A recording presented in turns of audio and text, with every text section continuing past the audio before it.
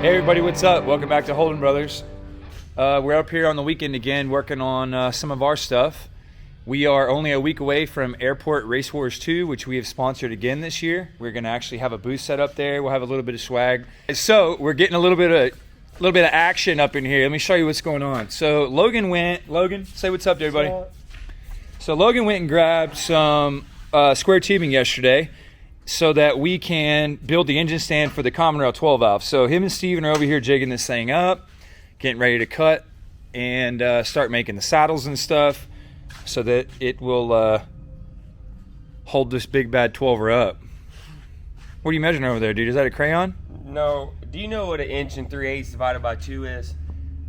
That is a half plus half of 3/8. Yeah, it's pretty simple. Okay. So anyway, I've got some parts over here. 16. No, let's see. Inch and 3/8. Let's see. Carry the 3, measure the 1/8. I think you add the 1 and the 3 together and you get 4/8. That's what I would do. Okay. Right at 4/8. I'm gonna go find a calculator. Yeah. I'll be back.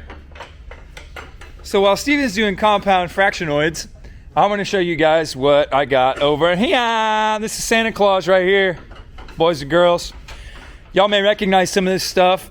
In fact, it is the same stuff we used on the demo ranch 12 valve build. The only difference is that Matt doesn't have a Common Rail 12 valve. So there is that. So sorry, Matt. Kingspeed hooked it up again. And if y'all are starting to notice a pattern here, it's probably because we're now addicted to having cool stuff on the engine. We didn't used to do that. We had stamped parts and none of this was ever upgraded on anything we had because honestly we never had the money and they didn't make this kind of stuff. So it's really cool to have Kingspeed making some really sick stuff for 12 valves. Valve covers, billet. This was made out of one piece. O-ringed on the bottom. These are legit. They're seamless where it meets the cylinder head. Tappet cover. This covers all the lifters on the side. We actually didn't use one of these on Matt's motor. We had one from Moonlight Diesel, but Kingspeed hooked it up here, running their pan. Front cover, valve covers. We're gonna set a Steed Speed manifold on it. Got a 10 blade 75 we're gonna throw on it. Got a gate and stuff. This is gonna be some visual eye candy. To be honest, I don't think the stock fueling on this thing's got what it takes to really put the wood to that turbo, but who cares? We're gonna compound this thing by the time it's over. Maybe we'll use that turbo as the big one, but we're definitely gonna dress this motor up and hopefully today put a TPS, a throttle positioning sensor pedal on it so we can rev this thing. Maybe put a couple of gauges on, like a broke aluminum little shroud kind of a piece or something. The end goal, the gist of this is to set this motor on a nice stand that's mobile where we can take this and showcase this thing. Here next weekend we're going, it's like I said, it's Airport Race Wars 2. This is the second year we've sponsored it. This is gonna be sick.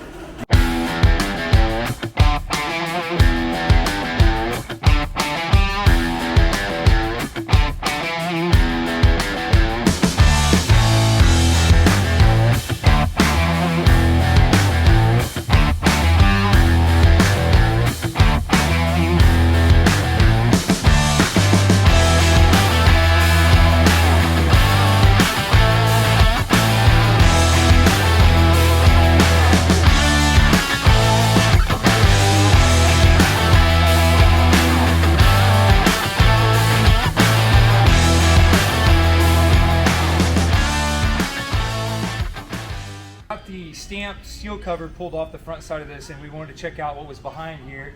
None of us know what's in there because no one's ever seen it before. So we pulled this thing apart and noticed a couple things right off the rip. First thing is this is actually cast iron instead of cast aluminum. All your front timing cases, every one that I've ever seen on all your Dodge trucks and your typical 12 valve stuff, even Common Rails, they're all aluminum. And you can see this one is very magnetic, so it's cast iron, definitely heavier, but I think probably stronger. Also, everything in here says made in China on it. I don't know if it's the same kind of stuff you get in a typical Cummins motor and they just don't put made in China on it. I can't really tell. None of it looks like it's junky. It all looks like really nice stuff, and we're definitely going to push the limit and find out what happens. But in the meantime, let me show you a couple other things about this that we've never seen before. Usually, like on a P pump or a VE pump first gen truck, you just have one single big gear here and a vacuum pump gear.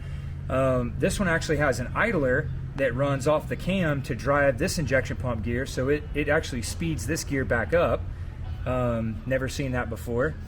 The other thing is the killer dowel pin. You can see it shiny in there.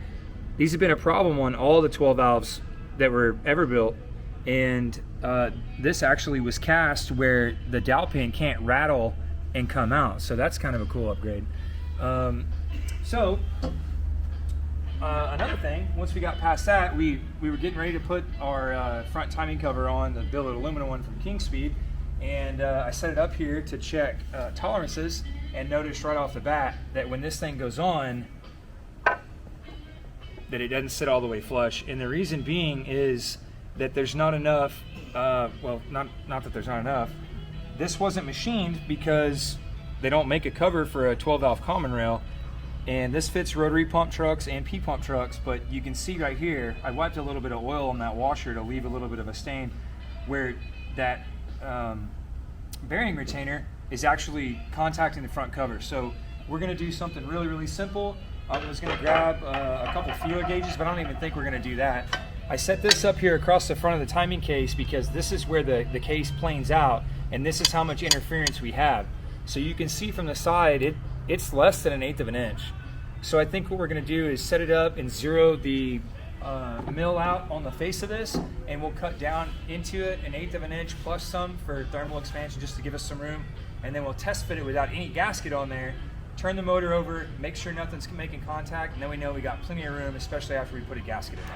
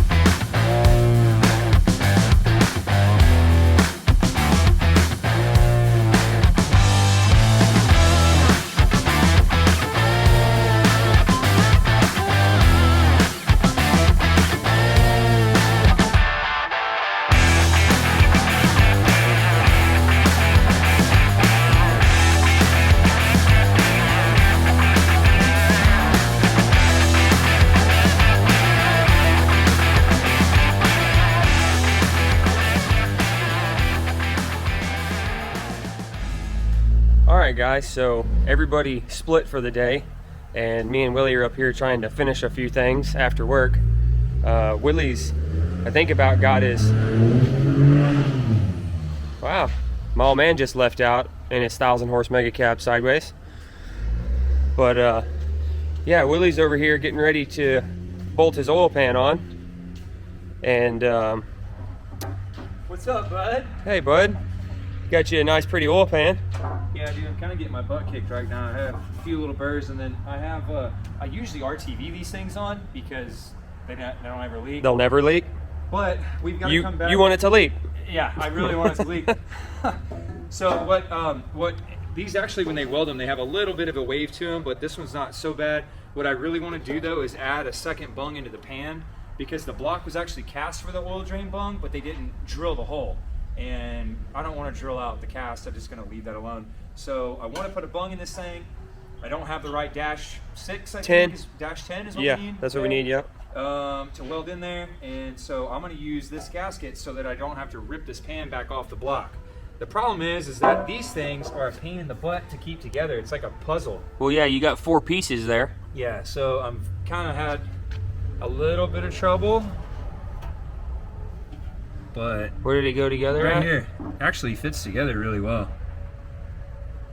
So we got the oil pan swapped out on here. You can kind of see it's underneath there, all nice and pretty. Kingspeed. Willie swapped out his stamped steel freeze plugs for these beauties from Keating Machine. When he's making all that power, we don't want to shoot a plug out.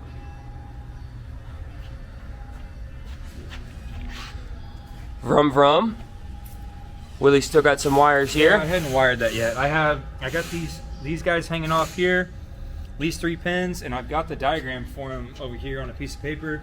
And then if you look over here, I've kind of got them braided off to the side. This is the 1 input, or 5-volt ground and signal, and this is the other side. So if I did this correctly, I should be able to tie these 6 wires together. Yeah, and all these we really don't need for what we're doing. I need to kind of dike them all different deals and heat shrink it. I'm going to try to clean it up a little bit, but if those work correctly, then we should be able to fire this thing up, and I should be able to actually rev it with the pedal. I see you got some fuel hooked up now, huh? Yeah, we finally had the fuel tank showed up yesterday, and I think it's like anywhere to mount this freaking thing, and so just kind of standing around. Took some expanded metal and made basically a guard. The flywheel's back in there, and when that spins around and grabs your shoelace, it tears your leg off. So he built that deal there. Shoelace proof. Yeah, I mean, you could definitely still get your shoelace in there, but at that point, you've earned it. So it's like a 3-gallon tank. I put the keys to your truck in there. Oh, nice. That'll be easy. But when it starts, I'll take them out. Yeah, they'll come out. Fast. We got a little 150 here. Keep all that fuel nice and clean.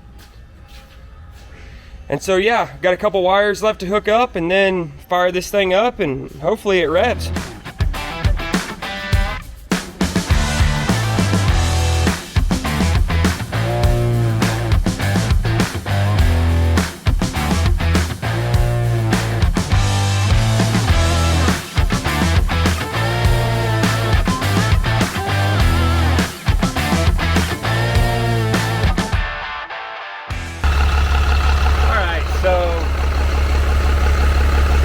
Maybe I should have used my good eye, or maybe this pedal's no good, I don't know.